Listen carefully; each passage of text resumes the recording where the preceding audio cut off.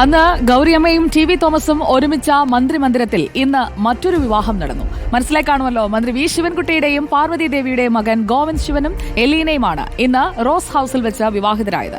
Special marriage act പ്രകാരം വിവാഹം register ചെയ്യുകയായിരുന്നു.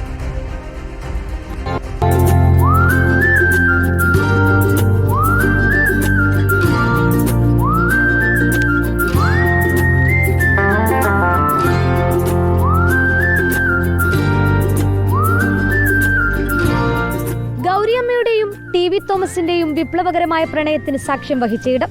മന്ത്രിമന്ദിരങ്ങളായ സാനഡുവിനും റോസ് ഹൌസിനുമിടയിലെ പ്രണയത്തിന്റെ ഇടനാഴിക്ക് പറയാനും നിരവധി കഥകൾ. 1957 ഇരുവരുടെയും വിപ്ലവകരമായ പ്രണയ ജീവിതം ദാമ്പത്യത്തിലേക്ക് കടന്നത് റോസ് ഹൌസിൽ.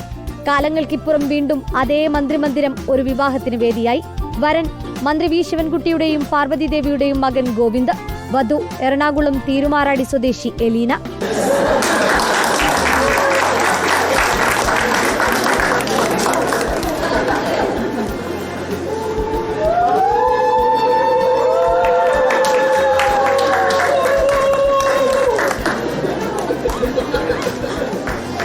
സ്പെഷ്യൽ മാരേജ് ആക്ട് പ്രകാരം വളരെ ലളിതമായായിരുന്നു ചടങ്ങ്. വർഷങ്ങൾക്ക് ശേഷം വീണ്ടും മറ്റൊരു പ്രണയവിവാഹത്തിന് മന്ത്രിമന്ദിരം സാക്ഷ്യം വഹിച്ചപ്പോൾ വിവിധ രാഷ്ട്രീയ സാംസ്കാരിക നേതാക്കളും ചടങ്ങിൽ സന്നിഹിതരായി. റിപ്പോർട്ടർ, തിരുവനന്തപുരം.